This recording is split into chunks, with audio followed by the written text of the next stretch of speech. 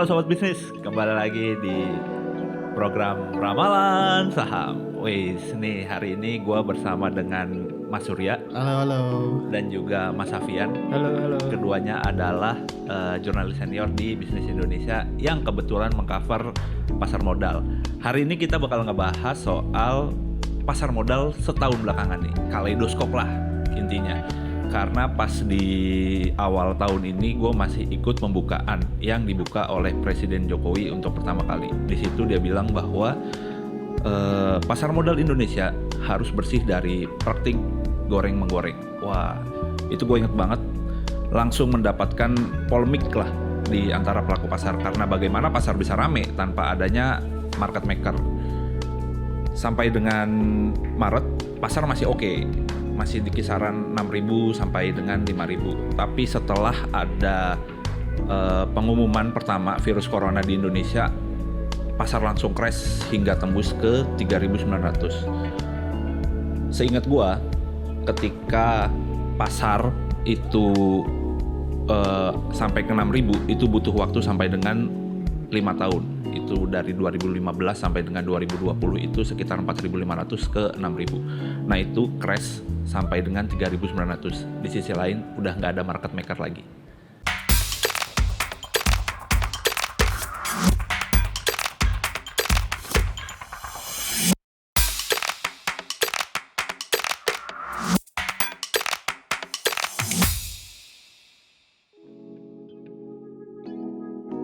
Nah, gue bakal minta nih pendapat dari Mas Safian dan juga Mas Surya. Mas, ketika lu melihat pasar crash nih, terjun bebas dari 6.000 sampai dengan ke 3.900, ekspektasi lu gimana sih buat Mas Surya dulu nih? Kalau personal ya, Yoi. ya kita ikut biasa mekanisme pasar. Ketika pasar jatuh begitu cepat, ketika di Januari masih di 6.200 sampai Iya. mungkin di 6.300 paling tinggi. 6.300 ya awalnya ya. Tiba-tiba di Maret, 24 Maret saya ingat mungkin itu jatuh di 3.900 Yoi. di bottomnya ya. Artinya hanya dalam waktu 2 bulan dengan sentimen global pertama kali di Wuhan sampai dengan kasus pertama di Indonesia, itu cukup cepat. Yoi. Ekspektasinya tentu adalah naiknya juga cepat. Serius lu? Iya dong, berarti kan ini saatnya untuk injek lu punya duit. Nah, faktanya adalah di Juni sampai dengan Agustus kita itu udah support mau tembus di 5.000. Sampai akhirnya di September mungkin agak koreksi sedikit. Di Agustus kita udah di atas 5.000. Bahkan di sekarang di penutupan perdagangan hari ini sudah di 6.100. Hari ini tuh Jumat ya? Iya betul, Jumat. 6.100. Bahkan ekspektasi di tahun depan malah lebih bagus lagi. Kita bisa tembus di 7.000. Pasti kalau ekspektasi menurutku, kalau aku yang ditanya ya sudah pasti begitu. Ketika turunnya jatuhnya cepat, maka naiknya akan jauh lebih cepat. Soalnya pas ketika gua tanya ke pelaku pasar sendiri ya, pelaku industri, mereka rada-rada pesimis tuh ketika udah 3.900. Karena kayak ya udah ini mah angus ini udah hilang ini. Soalnya ya terjunnya jauh banget gitu. Nah, kalau dari lu sendiri gimana Mas Fian? Kalau gue ngeliatnya ini ya, mengutip kata Lo Keng Hong nih. Jadi ya saatnya ini tuh diskon besar-besaran lah dia bilang waktu itu. Saat market crash banget sampai 3.900. Dan akhirnya pun Bursa Efek Indonesia tuh kayak melihat kondisi ini dan mereka nggak tinggal diam gitu. Dan salah satu kebijakan yang menurut gue sangat membantu itu adalah soal auto reject bawah yang maksimal 7%. Oke. Jadi pasar saham itu turun itu maksimal jadi cuma 7%. Sedangkan naiknya bisa boleh berpuluh-puluh persen lagi. Tetap ngikutin auto reject atas yang lama. Nah itu menurut gue tuh bagus banget. Dan itu kalau kata Lo Keng Hong sendiri, it's not a fair trade. Jadi kayak udah bukan perdagangan yang fair lagi. Jadi sebenarnya itu investor sangat-sangat diuntungkan gitu. Karena dikasih rem ini ya. Iya, remnya cuma 7% ibarat jatuh lu. Sedangkan lu naik bisa berapa aja gitu loh. Daily itu ya, tapi daily. Iya, daily. Wah, ini udah masuk cerita horor sebenarnya. Kalau masuk Maret tuh udah cerita horor. Tapi lu harusnya nggak horor dong untuk sleeping investor kayak gua mungkin atau Hafian atau Pandu, harusnya nggak horor dong.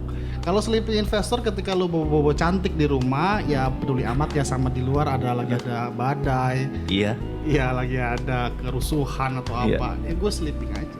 Jadi ketika 3.900 gue buka bangun lagi ketika di Desember, sebenarnya tidak terjadi apa-apa, bisa gitu. Hanya koreksi sedikit kok. Iya sih, sekarang udah 6.100 ya. Tapi Mas, kalau misalnya berkaca ya dari, kan nih kita udah ngelewatin fase resesi beberapa kali ya, 98, 2008 sampai dengan sekarang 2020. Nah, itu ada persamaannya nggak sih kalau 2008 sampai sekarang kalau menurut lu Mas Surya? Nah, memang kita harus cari tahu dulu ya, ada perbedaan yang cukup jauh ya antara 98, 2008 dengan apa yang terjadi hari ini. 98 itu adalah krisis perbankan yang dimulai dari Asia Timur kemudian merambat ke Asia Tenggara. Yes. Dan isunya langsung ke domestik. Kalau 2008 itu bermula dari subprime mortgage yang lebih banyak isunya di global, dan bahkan kita agak lebih defensif di 2008. Oke. Di 2020 hari ini ini soal krisis kesehatan. Jadi sebenarnya fundamental kita lebih bagus kalau dibandingkan dengan 98 ketika likuiditas perbankan itu sudah sangat terganggu. Iya. Kalau di hari ini justru jauh berbeda. Likuiditas perbankan jauh lebih baik, dan mungkin karena investor atau pemilik dana itu lebih banyak menunggu, lebih banyak mengendapkan dana, mereka hanya menunggu waktu untuk menempatkan dananya atau berbelanja di pasar saham. Nah, apa yang terjadi di pasar saham juga berbeda. Oke. Waktu di 98 mungkin karena marketnya mungkin belum mature. Waktu di 97 penutupan perdagangan di 740, pasar itu anjlok sampai 50% lebih, itu di 300-an, di 401. Dalam satu hari? Dalam satu tahun. Oke, satu Jadi, tahun. 2007 di akhir itu di 740, kemudian di 98-nya anjlok ke 401. Di 98-nya koreksi sebenarnya cuma sedikit, di 390-an. Oke. Jadi cuma sekitar 1% dalam satu tahun di 98. Di 2008 sebenarnya agak lebih bagus lagi karena impactnya, dampaknya itu baru terasa memang di kuartal ketiga. Pertumbuhan ekonomi kita di 3 kuartal di tahun 2008 sebenarnya masih di 6%, tapi tiba-tiba melambat 4%-an di kuartal keempat. Makanya impactnya juga ke pasar saham itu hanya terjadi di kuartal terakhir. Ketika waktu itu di level di akhir 2007, IHSG itu di level sekitar 2.740, sekitar 2.700, dan di akhir 2007 itu jatuh di di 2008-nya itu sempat di angka 1.100 di Oktober. Jadi jatuhnya itu di 1.100 waktu Oktober. Jadi memang terasanya waktu di 3, dan recovery-nya juga jauh lebih cepat, kalau nggak salah cuma sekitar 6 bulan. Nah di 2020 jauh lebih berbeda karena sebenarnya fundamental ekonomi, atau kalau dulu tuh rasio utang tahun 98 tuh bisa sampai, rasio utang terhadap PDB itu bisa sampai 100%. Rasio utang terhadap cadangan devisa itu sampai 8, sekian kali. Kalau hari ini rasio utang terhadap PDB masih di bawah 40%, sementara rasio utang terhadap cadefnya itu masih sekitar 3 kali. Jadi harusnya agak jauh berbeda deh karena fundamental ekonomi masih lebih baik. Berarti itu juga yang menyebabkan pasar modal tahun ini jauh lebih cepat rebound-nya ya? Betul. Tapi mungkin di luar jauh lebih cepat lagi. Entah kenapa di sininya agak lebih lambat. Iya. Nah, Mas, nih ngomong-ngomong soal fundamental nih. Kemarin gue sempat ngobrol tuh sama Pak Haryadi, Ketua Apindo. Dia bilang lagi ngelakuin lobby-lobby supaya bisa menjalankan restrukturisasi. Nah, kan kalau misalnya ngeliat dari pasar modal nih, udah reboundnya udah oke lah, udah balik ke 6.100. Cuman kan kalau dari sisi korporasi, kayaknya mereka agak kesulitan nih dalam hal kinerja. Kalau dari lu gimana nih, Mas? Dari sisi fundamental untuk sebenarnya kan ini terlihat dari bagaimana perusahaan seperti dengan investor wait and see ya. Seperti mereka menahan bagaimana belanja modal ini jangan sampai dulu dibelanjakan. Dan kemungkinan besar di 2021 akan jauh lebih agresif untuk membelanjakan belanja modal. Jadi akhirnya kita bisa melihat bahwa pertaruhan untuk perbaikan pemulihan ekonomi itu harusnya jawabannya dari tahun depan. Pas di 2008 sama 98 tuh banyak kasus perusahaan kolaps gitu nggak sih, Mas? Oh, kalau 98 tuh sebenarnya kan gini. 98 itu ini biar kita bisa berkaca sama 2021 ya. Karakteristiknya adalah krisis di sektor perbankan ya. Iya. Jadi impactnya itu langsung di domestik. Karena emang yang saya bilang tadi dari Asia Timur, kemudian mulai ke Asia Tenggara termasuk Indonesia. Jadi kolapsnya luar biasa, termasuk di utang luar negeri itu bukan cuma soal utang luar negeri dari pemerintah, BUMN juga swasta. Oke. Nah kalau di 2008 lebih ke sentimen global soal subprime mortgage tadi. Nah pengaruhnya lebih ke bagaimana investor-investor asing itu lebih banyak yang angkat kaki dari Indonesia. Tapi kalau dari fundamentalnya masih lebih bagus sebenarnya dalam negeri. Nah di 2020 sebenarnya jauh lebih bagus. Oh berarti sebenarnya sobat bisnis nggak perlu takut nih ya untuk 2021 bakal ada gelombang susulan gitu. Iya susulan maksud gua. Iya kayak 2098 sebenarnya bukan gelombang susulan ya, bagaimana kita Indonesia itu merecovery pemulihan ekonomi. Pemulihan ekonomi. Dulu di 98 kita butuh sekitar 10 tahun. Iya. Biayanya untuk merecovery ekonomi kita bahkan bisa 70% dari PDB. Nah kalau hari ini kita lihat berapa sih biaya PEN itu sekitar samping 700 ya. Iya. 600 sekian triliun itu masih di bawah 20% dari PDB kita. Jadi seharusnya masih cukup. Oke. Nah Mas Fian nih, kan lu juga setahun ini udah melihat pasar modal dari atas nih. Lu selama 2020 ini ada hal isu atau berita yang menurut lu menarik gitu gak sih? Tentunya sangat banyak yang menarik ya. Kalau bisa di capture tuh sekitar April, selain yang market crash Maret, kemudian April itu yang lucunya adalah harga minyak global bisa sampai minus. Nah itu karena ada settlement forward itu, jadi minyak minus. Terus kemudian ada laporan keuangan juga pada jatuh kan perusahaan-perusahaan. Tapi sebenarnya itu bener kata Mas Surya tadi, mereka tuh pada posisi wait and see dan bertahan. Tapi bertahan tuh bukan berarti nggak ngapa-ngapain ya. Contoh misalnya perusahaan retail kayak S Hardware gitu, mereka tutup gerai tapi mereka juga buka gerai baru, tetap seperti itu. Dan hari ini misalnya yang lagi hits nih, misalkan KFC juga tutup gerai, mereka rugi, tapi mereka hari ini mereka launching Taco Bell Indonesia. Yes. Nah itu jadi intinya tuh mereka kayak udah siap-siap ini sih sebenarnya, mungkin siap-siap 2021-nya. Jadi kalaupun kita bilang apa yang paling menarik itu sebenarnya mereka wait and see tapi tetap berstrategi gitu loh, emiten-emiten ini. Jadi saya rasa sih cukup optimis tahun depan ya, apalagi kalau kita lihat di bursa globalnya sendiri kan kalau kita suka baca bisnis.com tuh berapa kali bursa AS tuh rekor terus, padahal maksudnya ekonomi AS juga belum pulih gitu. Nah apalagi tahun depan nih dengan rencana stimulus dari Fed-nya, kemudian dari DPR-nya itu udah setuju stimulus keluar, ya mudah-mudahan sih marketnya bakal lebih bagus tahun depan itu. Oke. Orang lebih berani. Sip. Dari gue juga ada satu yang menarik nih, ketika pasar lagi terdiskon besar-besaran di Maret, jumlah investor retail tuh tinggi banget tumbuh.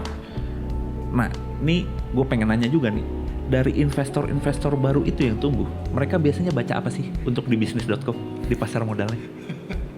Agak beres. Biasanya tuh kalau kita kan dari bisnis.com-nya kita running dari awal itu dari subuh, malah kita pertama berita global dulu, bursa globalnya seperti apa, Amerika. Biasanya yang jadi acuan itu Dow Jones sama Edo.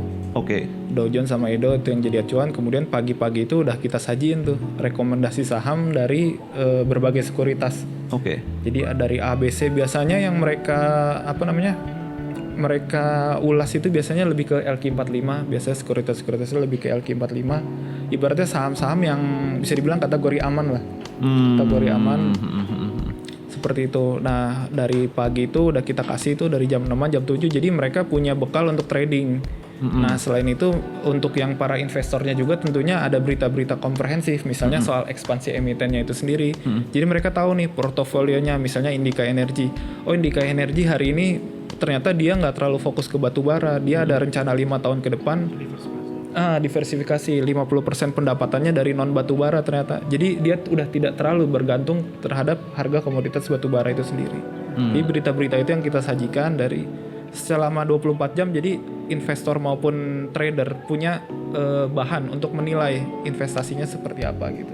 Nah tuh bisnis sobat bisnis, kalau mau investasi atau trading harian baca dulu bisnis.com. Tapi nggak sampai pom-pom saham ya kan, kalau nggak terlalu berlebihan. Ini yang pom-pom saham siapa nih? Yang pom-pom saham siapa nih? Soalnya tadi Pandu di awal udah ngomongin soal market maker kan. Sekarang lagi musim nih. pom-poman. Iya, gue juga ngeliatnya gitu sih mas. Kayak kalau tahun-tahun sebelumnya itu orang-orang tuh nggak terlalu pengen buka-bukaan, jor-joran untuk ngasih tahu yang mana nih yang oke. Iya. Kalau apalagi sampai menghasut untuk membeli gitu kan ya. Nah itu dia. Kalau yang sekarang ada 2020 nih lebih open nih. Lu ngeliatnya gimana tuh mas? Ya mungkin karena mereka tahu kalau pasar memang lagi diskon ya, itu pertama. Iya. Yang kedua mereka Peluang ya? Iya peluang. Mereka tahu yang kedua atau momentumnya dari single investor ID tadi sedang tumbuhnya luar biasa. Iya. Artinya arus bawah itu sedang menggeliatnya. Nah yang ketiga adalah momentumnya lagi pas nih, lagi window dressing di mana mereka harus mempercantik portofolio. Jadi sekuritas apalagi manajer investasi itu sedang punya kepentingan untuk ayo 2021 kalian udah mulai masuk ke reksadana dong yang tadinya di SID-nya udah. Kalau saya lihatnya sekitar purchasing mereka itu sekitar 10 juta loh retail domestik itu rata-rata. Harian? No ya. Bukan nilai aset yang mereka miliki di pasar modal. Oke. Jadi sebenarnya karakteristik yang cocoknya ke reksadana sebenarnya. Tapi mas, yang menurut gue menarik juga itu adalah antara market maker dan pom-pom saham. Kalau market maker kan biasanya di belakang tuh. Iya, bandar ya. Ya, katakanlah bandar lah. Tapi akhir-akhir ini banyak juga bandar yang muncul gitu. Itu dia. Maksud gue, kalau ngepom-pom saham ada teknikal atau fundamental yang bisa jadi acuan sih oke lah. Tapi kalau yang nggak ada nih acuannya tiba-tiba langsung atas nama followers banyak langsung ayo beli ini, beli itu, beli ini, beli itu. Lu ngerti gimana mas? Iya risikonya ya. Iya. Apalagi kasian juga kan kalau misalnya tiba-tiba ada ya nyangkut gitu. ya. Makanya kebanyakan mereka adalah investor-investor pemula yang memang ya mungkin saya harus ini mereka memang harus mengedukasi diri mereka sendiri atau misalnya mengikuti banyak edukasi di luar. Bagaimana pemilihan portofolio mereka itu misalnya saya lebih menyarankan untuk mencicil beli saham blue chip gitu misalnya yang jauh lebih yang lebih liquid, yang lebih secara historis dan teknikal itu lebih terjamin gitu dibandingkan misalnya mereka nyangkut di rekomendasi saham-saham small mid yang agak berbahaya secara valuasi atau secara PER-nya juga agak berisiko. Gue punya saran lain sih, yaitu agar investor pemula mulai melirik indeks bisnis 27 yang benar. Indonesia. Benar, ya. Agak pers lagi ya. Pesanan dari produser. Iya benar. Mas Fian, nih gue mau nanya nih, kan sekarang window dressing nih lagi rame-ramenya nih, pasar lagi menggeliat lah. Katakan lu naruh di mana lu pasti cuan lah. Nah setelah window dressing nih ada. Jangan gitu dulu. Pasti cuan itu bahaya itu. Oh iya. Belum tentu. Tapi kalau misalnya bisa ngeliatnya pasti cuan. Nah mas, kalau dari lu ada jadwal-jadwal lain gak sih yang perlu diperhatiin sama investor tuh setelah window dressing? Window secara historis kali ya. Ya, secara historis biasanya Desember itu kan komoditas naik tuh, batu bara terutama. Nah, berarti orang mungkin beralihnya bisa ke emiten batu bara biasanya. Kemudian untuk Januari itu kan Januari Effect biasanya. Nah, Januari Effect itu biasanya saham-saham juga naik. Nah, untuk Januari mungkin bisa dipilih saham-saham CPO mungkin ya. Jadi kalau harga CPO itu dia naik menjelang Imlek. Nah, Imlek itu sekitar 2021 antara Januari apa Februari gitu. Nah, permintaan CPO naik, harga naik. Nah, emiten-emitennya juga bakal naik. Oh. Kayak gitu. Okay. Cuma intinya sih window dressing itu sebenarnya momentum apa ya? Maksudnya semua dapat lah, semua kebagian gitu. Intinya sih seperti itu. Tapi yang paling banyak kebagiannya nah itu kayak misalnya sebut nama aja, misalnya kayak Ustadz Yusuf Mansur kan dia ngajakin ke saham-saham BUMN dia bilang waktu itu. Nah menurut saya itu agak unik ya, dia kan followernya sampai 2,7 juta gitu di Instagram, sedangkan dia nggak pakai analisis yang macem-macem, cuma bilang mari kita bersama-sama membantu BUMN gitu. Enggak cuy, Doi punya MI. Iya dia kan punya MI kan, Pattern Asset Management, tapi sebenarnya cara-cara seperti itu sah-sah aja gitu karena Erick Thohir lumrah aja lah ya. Iya, menterinya pun melakukan hal yang sama gitu. Maksudnya ya sama-sama aja. Malah pasar kayak menunggu-nunggu nih dua orang ini mau ngomong statement apa lagi. Ternyata 2 orang itu belum ngomong, ada Kaisang muncul lagi gitu. Oh, dengan sangmologi. Iya, saham pegasnya itu. Nah, tapi yang perlu dilihat adalah walaupun orang-orang penting ini berbicara, maksudnya tidak bisa menjadi satu patokan aja gitu loh. Tetap kita lihat fundamentalnya seperti apa. Misalnya walaupun Ustadz Yusuf Mansur bilang saham Garuda, kemudian saham Kimia Farma, tapi memang secara fundamental mereka lagi bagus, ataupun misalnya Garuda yang mau diinjek dana 8,5 triliun itu kan sangat besar. Itu bisa aja tuh jadi salah satu pertimbangan seperti itu. Intinya sih jangan dari satu referensi lah. Makanya kita kalau di bisnis.com kan kita ambil dari beberapa sumber, kemudian kita padukan. Nah, gue saking kadang curiousnya ya, gue pengen beli reksadananya PAM, reksadananya Paytrend Asset Management. Gue pengen lihat portofolionya itu sesuai dengan rekomendasinya UMM. Saking gue penasarannya, jangan-jangan sama nih seperti yang direkomendasikan. Kalau 10 kan mesti bisa dilihat ya, 10 produk teratasnya kan bisa dilihat. Bisa. Tapi ada satu hal lagi yang menarik buat gue sih dengan rekomendasinya Pak UYM ini, beberapa sahamnya sebenarnya nggak masuk kategori syariah loh. Tapi di yang terakhir Pegas sama apa yang terakhir ya? Sama Antam ya? Oh, Antam kena gitu. Setelah Pegas dia itu minimal itu adalah salah satu konstituennya LQ45 ya. Kalau sebelum itu agak berisiko sih menurutku memang. Tapi terakhir nih mereka agak blue chip lah pilihannya si UYM ini. Mas, nih pasar udah 6.100 ya kan, udah hampir rebound lah ke puncak tertinggi 6.300 di tahun ini. Lu ngeliatnya gimana sih proyeksi, atau inikah hanya sesaat atau akan berlangsung lebih lama lagi gitu? Oke, kalau secara historis saja di 2008 itu kan koreksi setahun itu kan sekitar 1%. Iya. Gejalanya sama sepertinya dengan tahun ini, itu mungkin sekitar di 1% juga. Iya. Nah, kalau kita melihat di 2007, 2008, 2009 itu justru bullish ya. Oke. Nah, kemungkinan besar tahun depan juga bullish. Bahkan beberapa analis itu kayaknya yakin banget itu bisa nembus di level 7.000. Oh, kalau Vi gimana Vi? 7.000 gak Vi? Kalau iya nih gue udah mau beli nih. Kalau sampai akhir tahun sih kemungkinan sih koreksinya bakal tipis ya. Tipis. Sebenarnya yang agak beratnya itu kan baru-baru ini Bank Dunia tuh nurunin proyeksi ekonomi Indonesianya kan. Walaupun tipis sih proyeksi 2020-nya gitu. Nah itu mungkin jadi sentimen fundamental yang agak berat. Cuma kalau kita balik lagi ke globalnya, kalau misalnya stimulus AS keluarnya cepet nih akhir tahun, tapi pada ekspektasi awal tahun depan sih, biar maksudnya naiknya ya kelihatannya tahun depan gitu, bukan tahun ini. Ya kayaknya sih koreksinya benar kata Mas Surya, mungkin bakal tipis dan tahun depannya bakal boleh sih. Paling yang harus kita cari tahu adalah sentimennya ya. Sentimennya agak banyak sentimen positif sebenarnya. Yang paling harus dijaga adalah sentimen tentang mengelola informasi tentang vaksin. Nah, apalagi untuk membangun kepercayaan masyarakat untuk terhadap vaksin ini. Kalau misalnya vaksin ini bisa dijadikan sugesti pasar akan lebih bagus. Tapi ketika misalnya vaksin ini justru memunculkan banyak sentimen negatif, misalnya ada banyak yang tidak membangun kepercayaan masyarakat, itu agak berisiko.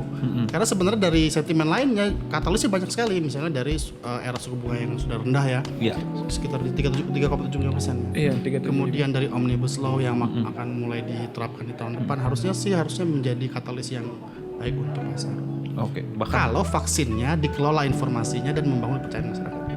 Ya, setahu gue juga dana-dana SWF dari Jepang dan Amerika udah nganterin nih mau masuk. Berarti kan tahun depan ekonomi kemungkinan tumbuh. Dari kemarin pas gue wawancara Ketua Pindo Pak Haryadi, dia pun menargetkan tumbuhnya antara 3% sampai dengan 5%. Harusnya itu menjadi katalis positif supaya pasar modal bullish tahun depan.